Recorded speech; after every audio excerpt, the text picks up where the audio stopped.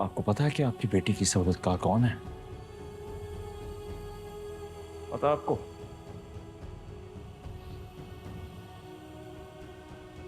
तहरीम पप्पो। अगर तुम वाकई अपनी मोहब्बत को पाना चाहती हो तो तुम मुझे बता सकती हो। मेरा यकीन करो, मैं तुम्हारे लिए आसानी पैदा करूंगा। सालिस, अब आप और शिफा अपनी मोहब्बत का बोझ खुद उठाएं। अपनी बेटी की तरफ से तक बदगुमान क्यों रहते हो? फिर तुम्हारा भी खून है वो। पुरजोश तो उसके हिस्से का खून ही मार रहा है ना। तुम कभी थकते नहीं हो अपनी बेटी को कोसने देते हुए?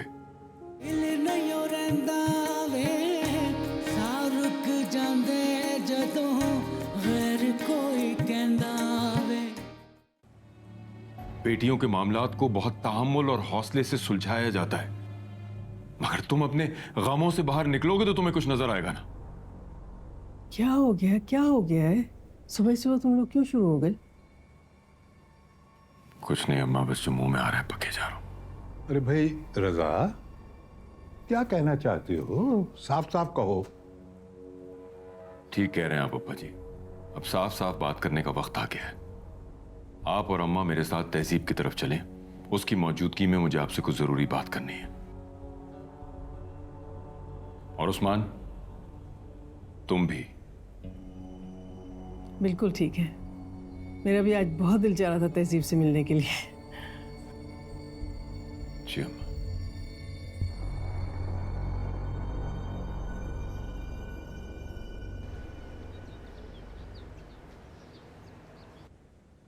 मुझे तो कुछ समझ नहीं आ रहा, सुबह सुबह मुझे यहाँ क्यों लेकर आए? कैसी पहेली है?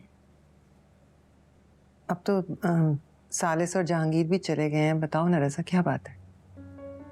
ऐसी क्या बात है? वैसे मुझे कुछ अंदाजा है कि क्या बात हो सकती है। नहीं, क्या अंदाजा है तुम्हें तहजीब? क्या उलझन है ये? रहा वफा का मामला तो मैं आप सबको पहले ही बता चुका हूँ कि मैंने उस मामले में हथियार डाल दिए हैं। गलती की है, अब गलती सुधारो।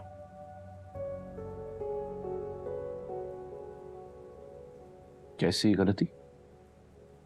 देखो भाई, अभी तुम्हारे माँ बाप जिंदा हैं, तुम्हारे बड़े अभी जिंदा हैं, समझे ना तुम लोग? हालांकि तुम लोग नहीं समझते कि हम में कोई अक्ल है। तुम लोग तो अपने आप को भी बहुत ज़हीन समझते हो, अक्ल कुल समझते हो ना। लेकिन हम लोगों ने ये बाल जो सफ़ेद किए हैं, ये धूप में नहीं सफ़ेद किए। अरे छोड़ो, दफ़ा करो। तहजीब, तुम ये बताओ कि वफ़ा को कुछ समझ में आई बात? बस मेरी तो अल्लाह ताला से ये दुआ है हर वक्त की इज्जत सलामत रहे इस घर की। जो कुछ वफ़ा की माँ ने किया है वो वफ़ा ना करे। लेकिन बहरहाल पोती तो हमारी है ना, खून हमारा है। लेकिन बस वो हव्वा की तरबियत। अम्मा प्लीज़, मैं वफ़ा के बारे में कोई गलत बात नहीं सुन सकती। आप लोगों को क्यों लगता है कि हमारे घर की कोई लड़की गलती कर ही नहीं सकती? इसलिए कि उसकी रगों में हमारा खून है और उसकी तरबियत हमने अपनी आंखों के सामने की है। और ये बात काफ़ी है? बिल्कुल काफ़ी है। हमने अपनी बच्चियों की तरबियत मुज़ूर घोड़ों की तरह से नहीं की। लेकिन अफसोस की बात यह है कि हव्वा के ख़ानदान में बड़ी आज़ाद ख्याली थी। इसी वजह से उसने जो कुछ किया वो किया। अब डर है कि कहीं वफ़ा भी। बस करें अम्मा, अब ऐसा भी नहीं है जैसा आप कह रही हैं। क्या मतलब है? रवैया जो हमने वफा के साथ इख्तियार किया है और अब भी कर रहे हैं, मेरे उससे कोई ताल्लुक नहीं है। तुम्हारे कहने से कुछ नहीं होता उस्मान। तुम वफा के बाप हो और वो तुम्हारी बेटी है, और बाप बेटियों के लिए सायादार शजर होते हैं, तपती धूप नहीं। आपके इस तरह कहने से मैं उसका किया भूल नहीं सकता। उसने ऐसा कुछ नहीं किया जिसे तुम भूल ना पाओ। वो सच्ची थी, कसूरवार मेरी बेटी थी। ऐसा भाई, तुम्हें अंदाजा है रजा कि तुम क्या कह रहे हो? सालों पहले गलती हमारे घर की बेटी की ही थी, और आज भी हमारे ही घर की बेटी गलती पर है।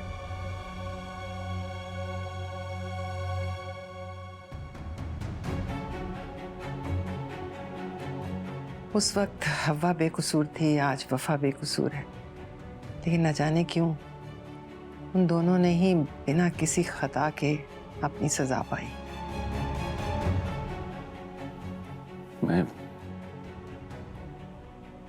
मैं कुछ समझ नहीं पा रहा।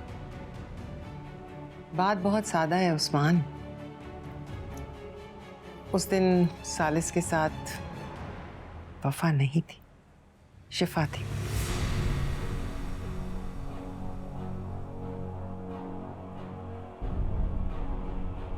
सालिस घबरा गया फरजाद के डर से। उसने शिफा का साथ दिया और इल्जाम वफा पर लगा दिया। वो बेगुनाह बच्ची रोती रही, फरियाद करती रही, लेकिन उसकी माँ का माजी हम लोगों से बहुत सख्त ज्यादती हो गई, सख्त ज्यादती।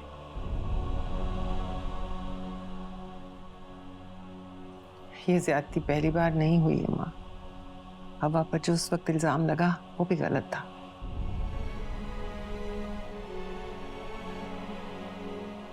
हवा डॉक्टर जलील से मोहब्बत करती थी। तहरीम भी डॉक्टर जलील को पसंद करती थी। मैं अपनी छोटी बहन की मोहब्बत की राजदार थी। हम दोनों ने ज़बरदस्ती आपको हवा के लिए मनाया और झटपट उस्मान तुमसे शादी कर दी। और उसके बाद हवा पर जो इल्ज़ाम लगा ना उस्मान, वो सरासर तहरीम का गुस्सा था। उस मोहब्बत को ना पाने का जो डॉक्टर जलील हवा से करता था, उसे इग्नोर करने का उसका दिल जल उठता था।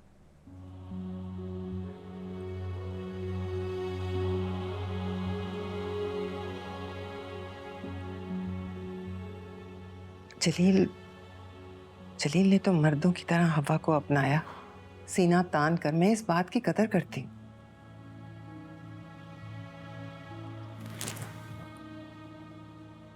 मैंने भाइयों की खुशियां लेती हैं, यही देखने में आया। पर बहनें भाइयों की गुनाहों की गठरियों को यूं भी भरती हैं, इसका मुझे अंदाजा नहीं था। हम दूर हो गए थे ना उस्मान, मुलाकात नहीं थी हमारी। ये कोई रीजन नहीं है। गवाही देने के लिए शाहिद का रिश्तेदार होना जरूरी नहीं होता। पर मैं ये समझी थी कि ये चैप्टर क्लोज हो गया है, लेकिन गलतियों के, संगीनियों के चैप्टर कहाँ क्लोज होते हैं।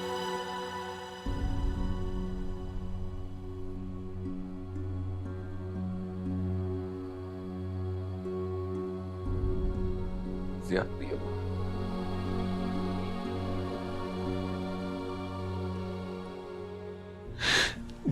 जो गुनाह हवा ने किया ही नहीं, उस गुनाह की सजा हवा के साथ साथ मेरी बेटी को भी भुगतना पड़ी। उस्मान, उस्मान, तुम अपनी बच्ची को बुलाओ। नहीं बुलाऊंगा, नहीं मिलूंगा, कतई नहीं मिलूंगा। मैं जा रहा हूं। उस्मान, उस्मान, उस्मान, मेरी बात सुन, मेरी बात सुन।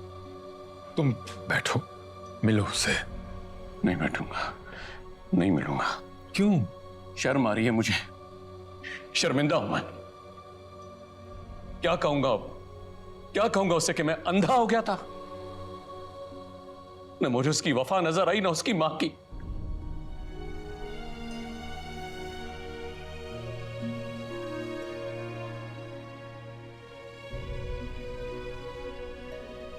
कैसा इंसान हूं मैं? कैसा बाप था, कैसा शौहर था, कैसा सरप्रस्त था, इसके साए में उसकी अपनी बेटी और बीवी बेईमान हो गए। और आप दोनों मुझे यहां सच बताकर कौन सा अजर कमा रहे हैं?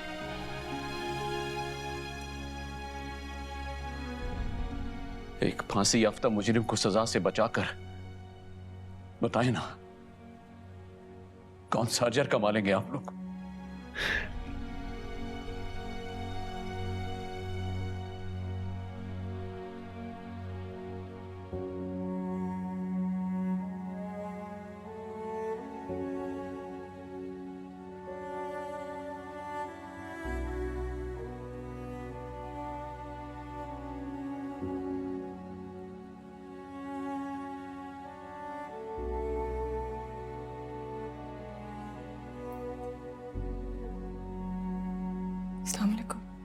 वफा बेटा,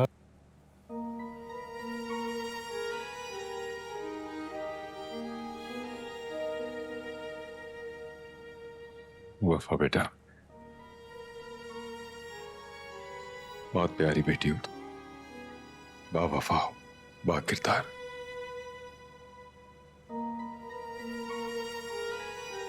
तुम्हारी तरफ तो इतना हिसाब निकलता है कि जिंदगी भर भी नहीं चुका सकते, सिर्फ माफ करवा सकते हैं, वो भी अगर तुम चाहो तो। ऐसा क्या हो गया ताया?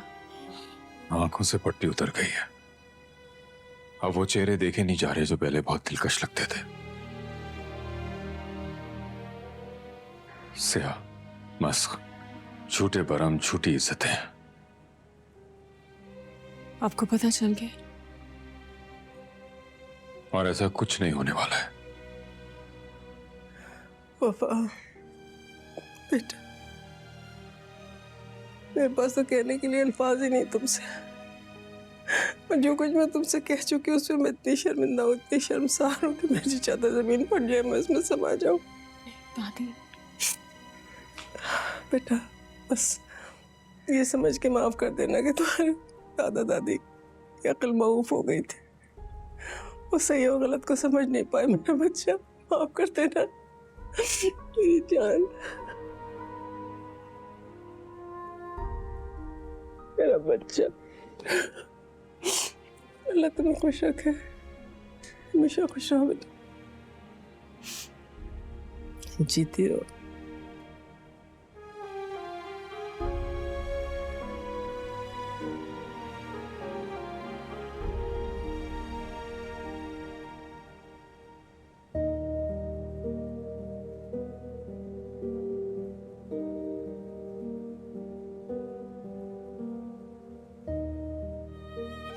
इस महाज पर अब हम अकेले नहीं रहे।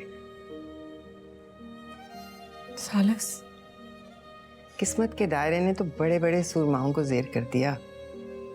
सालिस क्या चीज है?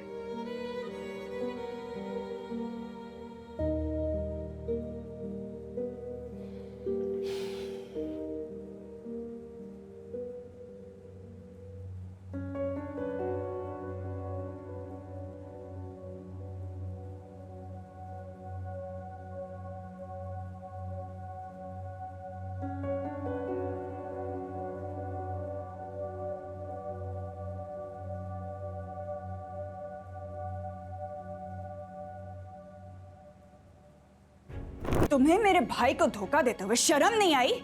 क्या कह रही हो तहरीम? आज मैं सब कुछ बताऊंगी, सब कुछ बताऊंगी। उस्मान भाई, हवा जलील से प्यार करती है।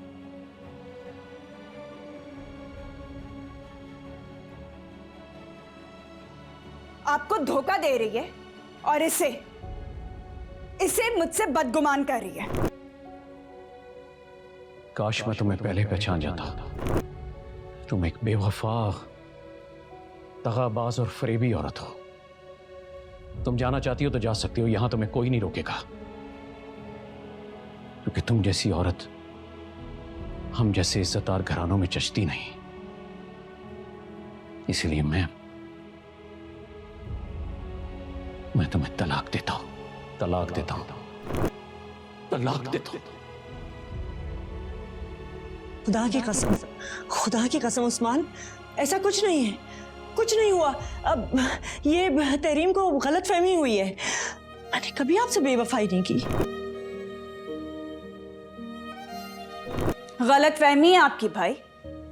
मेरे अकेले रहने का सबब है आपकी साबिका बीवी, जो मेरे मंगेतर को ले उड़ी और आप कुछ ना कर सके, हाथ पे हाथ धरे खड़े ही रहे। मुझे खामोश करने से हकीकत बदल नहीं जाएगी। लोग भूल नहीं जाएंगे कि आपकी बीवी आपको छोड़कर भाग गई। मैं अपनी पिछली जिंदगी पर कलमा पढ़ के नई जिंदगी से बहुत खुश हूं कि अचानक तुमने आकर सब कुछ तितर बितर कर दिया।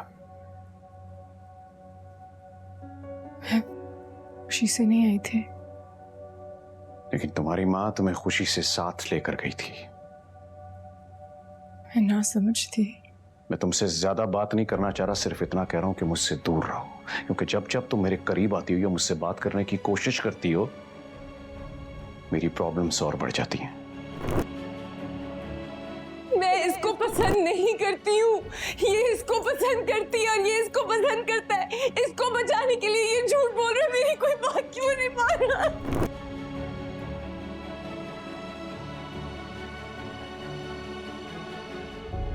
सच सिर्फ ये है उस्मान कि आपसे शादी के बाद एक लम्हे के लिए भी मैंने कभी हमारे रिश्ते में कोई खयानत नहीं की। एक पल के लिए भी आपसे निकाह के बाद मैंने किसी और का तसव्वुर भी नहीं किया। प्लीज उस्मान, ऐसा मत करो। हमारी मासूम बेटी है वफा, उसका क्या होगा? आपकी बच्ची तो मैं क्या हूँ? कुछ नहीं हो तुम हमारी।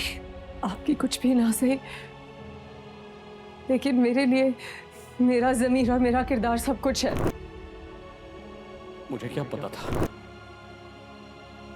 जिस बेटी की तरफ आंख उठाकर देखने को मन नहीं कर रहा था, आज उसी बेटी ने सबके सामने मुझे उसी जगह ला खड़ा किया। मैं किसी से नजरें मिलाने के काबिल नहीं रहा। ऐसा क्यों कह रहे हो मेरे प्यारे भाई? जो तुम्हारा हुक्म। तो फिर हाथ जोड़कर वास्ता करता हूं आपसे, आज अभी इसी वक्त इसका निकाह अपने बेटे से कीजिए।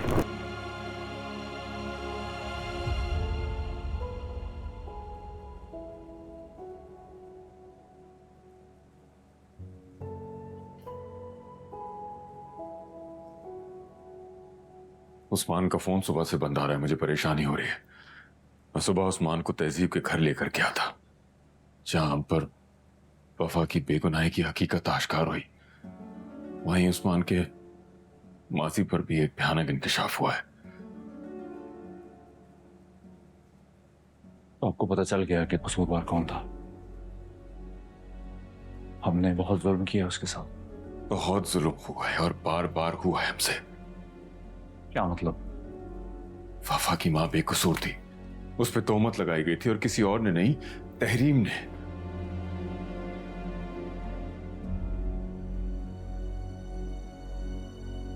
तहरीम पप्पू आखिर ये चाहती क्या है? छोड़ो इस वक्त तहरीम को। क्या मतलब? तहरीम पप्पू को भी छोड़ दे, शिफा को भी कुछ ना कहे। अभी सपोज टू डू नथिंग। कफारा तो अदा करना होगा ना। प्लीज जाके पहले उस्मान का पता करो, वो किस हाल में, पता नहीं उस पर क्या गुजर रही होगी। जाओ। ठीक है, मैं देखता हूं।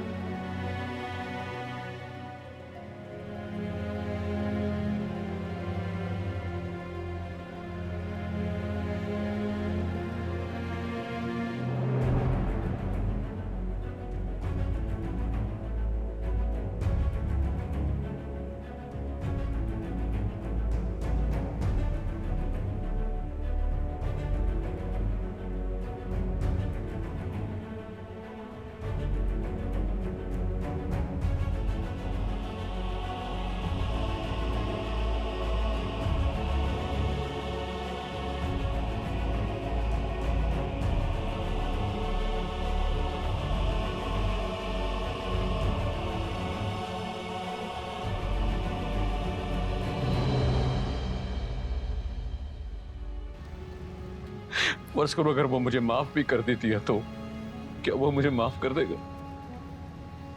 क्या महज ये लफ्ज कह देना कि आई एम सॉरी, गलती हो गई, पूरी जिंदगी की तलाफी हो जाती है गलतियों की? अगर कभी आपने मुझे मेरे खानदान की लड़कियों का ताना दिया तो मुझसे सहा नहीं जाएगा। तुम्हारे और मेरे दरमियान तमाम पॉइंट ऑफ डिस्प्यूट्स खत्म हो चुके।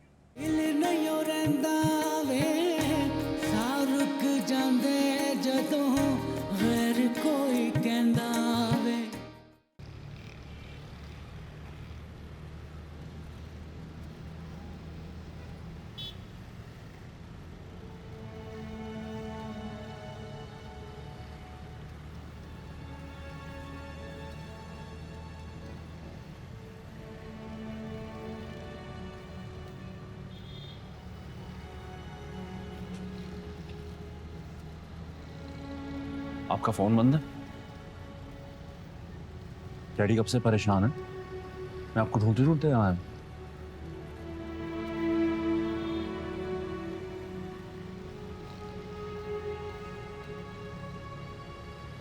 परेशान होने की जरूरत नहीं है। मैं कुछ देर अकेला रहना चाहता हूं, तुम जाओ।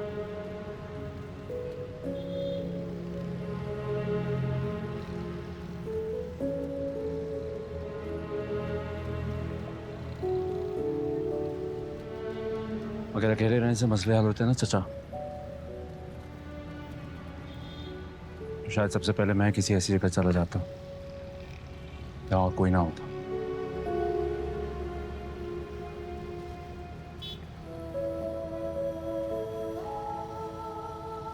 तुम क्या जानो एक बेहिस मर्द होने का कर, एक बेहिस बाप का कर, स्पेशली उस वक्त जब उसे अपनी बेहिसी का एहसास हो जाए।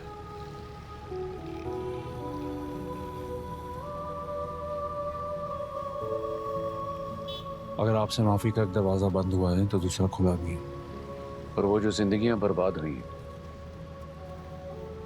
एक नहीं दो दो, वो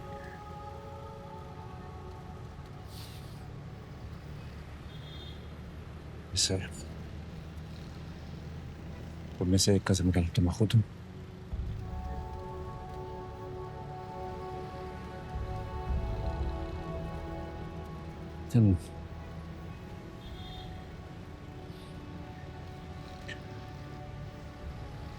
गुस्सा करने के बजाय अगर ठंडे दिमाग से काम लिया होता शायद सिचुएशन कुछ और होती। ये तुम्हारा कसूर नहीं है फरजाद, ये तो हमारे खानदान की रीत रही है। सामने वाले का जुर्म सुने बगैर उस पर फर्द जुर्म आयद कर दी जाती है, चाहे वो अपनी दुहाइयां देता रहे, चीख चीख कर कहता रहे कि मैं बेकसूर हूं। और जब सच्चाई का इदराक होता है तो बहुत देर हो चुकी होती है, उसे मौका ही नहीं मिलता, जैसे मुझे नहीं मिला।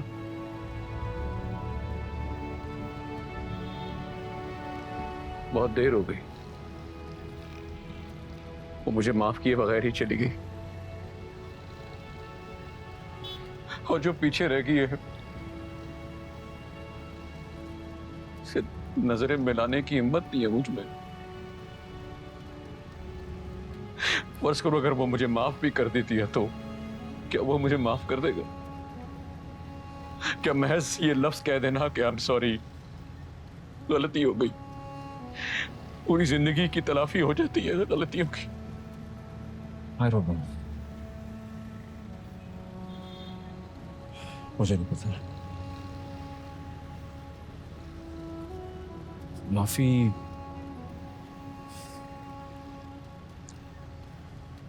माफी एक लफ्ज नहीं, एक अमल भी। सरबराह होने का मतलब है सरपरस्त होना, जमाने की धूप और छाव से अपनों को बचा कर, छुपा कर चल, उन्हें अपने परों में छुपा रहे। क्या आप जानते हैं?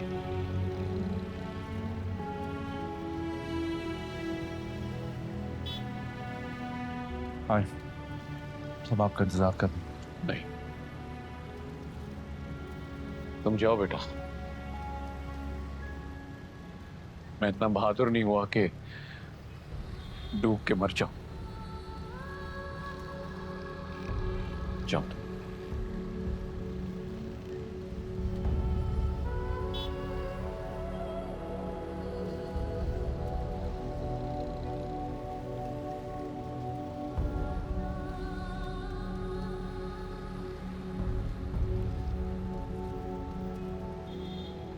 आइएगा जरूर।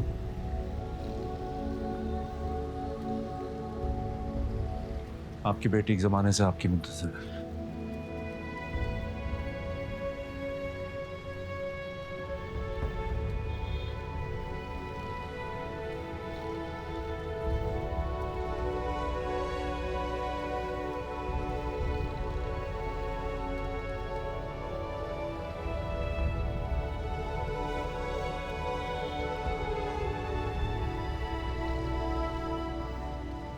तुम तो बहुत गहरी औरत निकली तहसीब।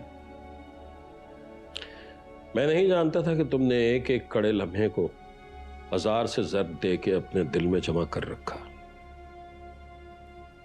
मैं सोचता था कि शायद तुमने मुझे माफ कर दिया, लेकिन नहीं। तुमने कैसे मुझे अपनी सल्तनत से बाहर किया, मुझे एहसास ही नहीं होने दिया। मुझे तब पता चला जब मैं घर के बाहर खड़ा था। ऐसा कुछ नहीं है जहांगीर। कमाल तहजीब। इस घर में क्या हो रहा है मुझे इसका इल्म न हो, और तुम कह रहे हो कि ऐसा कुछ नहीं। तुमने मुझे मक्खन में से बाल की तरह बाहर निकाल दिया। क्या सालिस का बाप होने की हैसियत से मेरा इतना हक भी नहीं था कि तुम मुझे एतमाद में लेती? आप नहीं जानते ना कि एक बीवी किस तरह अपने शौहर के सामने अपने मैके का भरम रखती है। इस उम्र में हम शौहर और बीवी से ज्यादा माँ बाप हैं।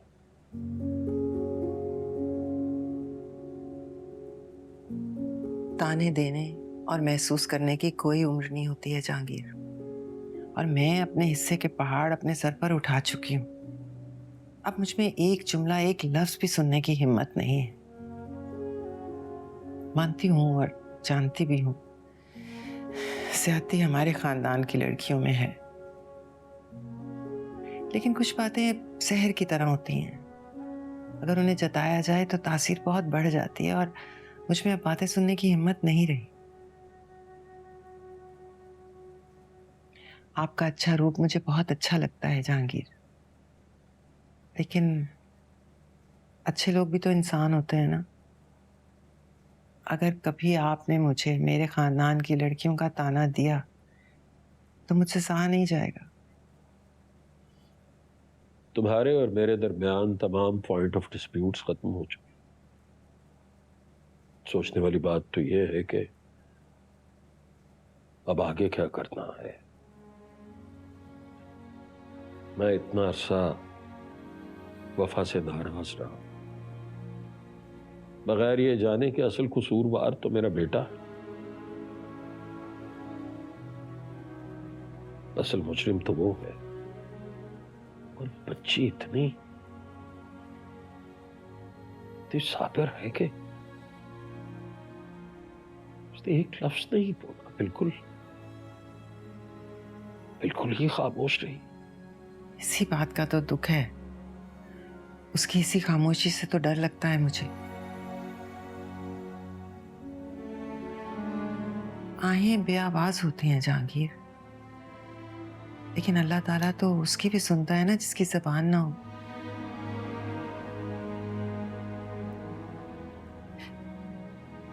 अगर सालिस को वफा की आह लग गई तो उसका क्या होगा?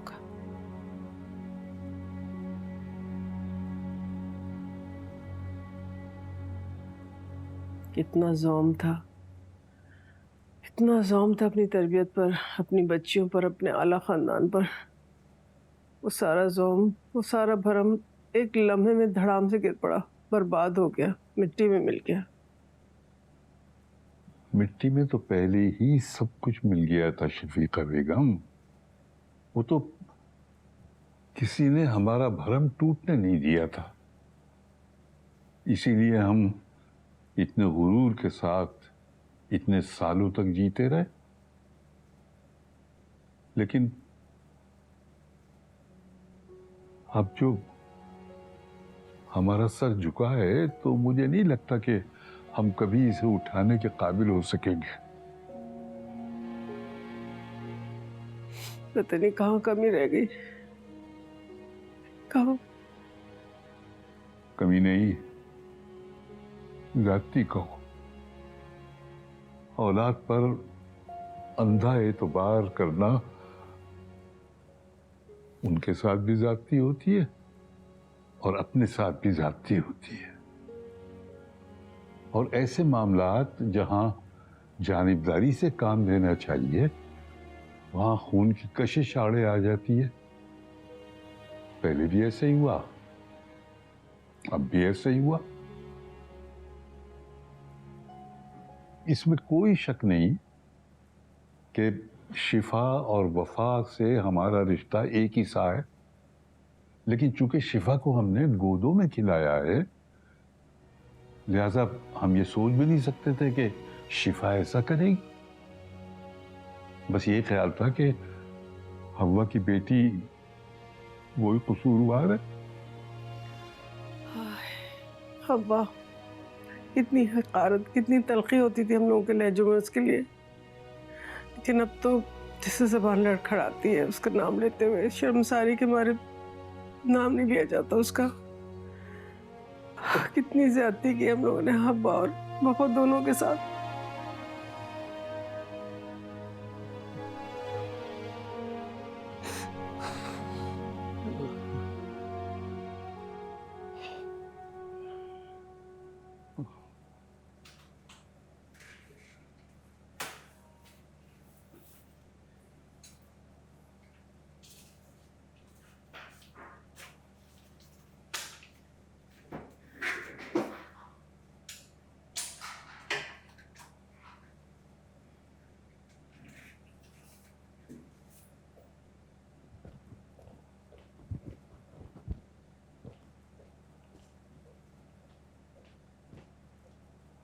मैडम,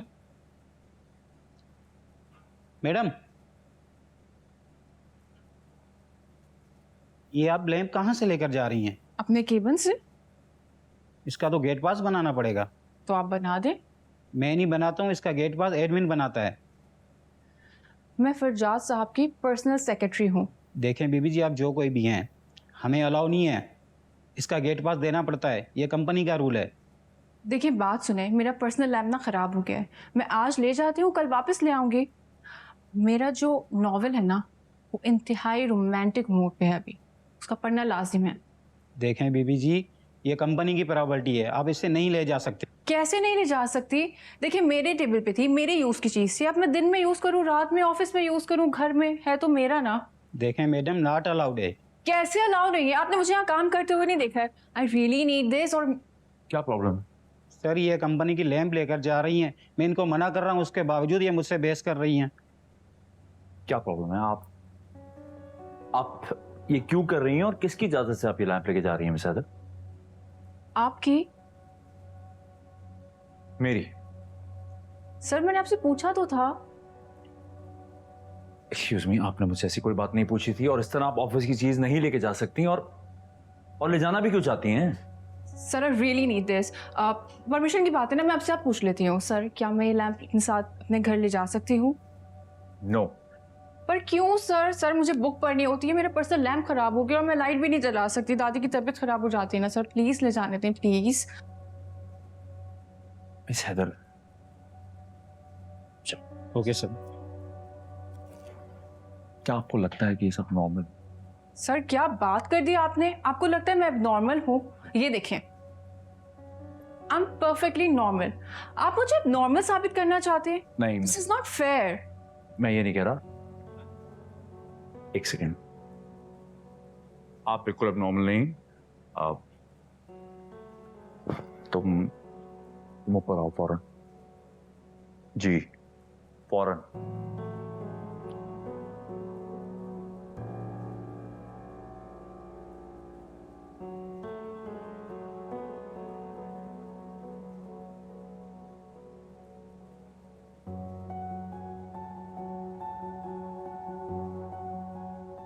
जी सर, इतनी इमरजेंसी में बुलाया आपने? मिस्टर सिराज, आप प्लीज अभी के अभी मिस हैदर को घर रवाना करें। Sir sir sir please please sir ऐसा मत करें सर। सर मैं क्या करूंगी मेरी दादी का इलाज? सर इसके बारे में तो सोचें सर, प्लीज प्लीज सर, एक लैंप की वजह से सर। सर प्लीज ऐसा मत करें sir, please.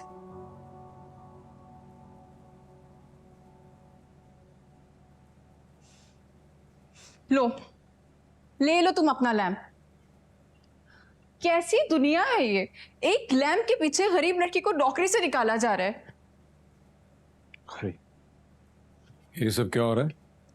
शाहजा sir, sir please help me. देखिए फरजाद सर मुझे नौकरी से निकालने पे तुले हुए हैं, जबकि सिर्फ मेरी गलती इतनी है कि मैं अपने साथ लैम्प घर ले जाना चाह रही थी, हालांकि सबके सामने चोरी नहीं करी थी। हालांकि मैं चाहती तो चोरी भी कर सकती थी, और क्या ये लोग मेरी चेकिंग करते? सर मैंने कल वापस लाने का भी वादा किया, फिर भी ये मुझे नौकरी से निकाल रहे हैं। सर ऐसे थोड़ी होता है sir, please help me, please help me. Please परेशान मत हो। और सर मेरी जॉब? आपको कोई नौकरी से नहीं निकाल, ठीक है? Thank you, thank you, thank you so much sir, you are so nice, thank you.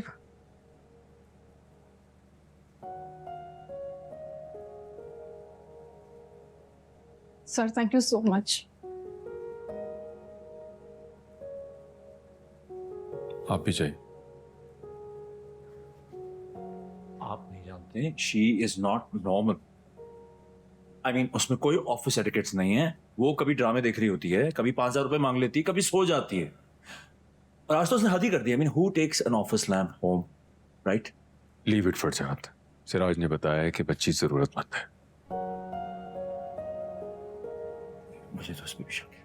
किसी के चेहरे पे नहीं लिखा होता वो जरूरतमंद है। और वैसे भी मैं इस वक्त जाने या अनजाने में किसी की आह लेना नहीं चाहता। मैं ऑलरेडी बहुत तकलीफ में हूं, मेरे दिल पे बहुत बड़ा बोझ है। और तुम भी उसे रिलैक्सेशन दो, सीख जाएगी आस्ते आस्ते। ओके?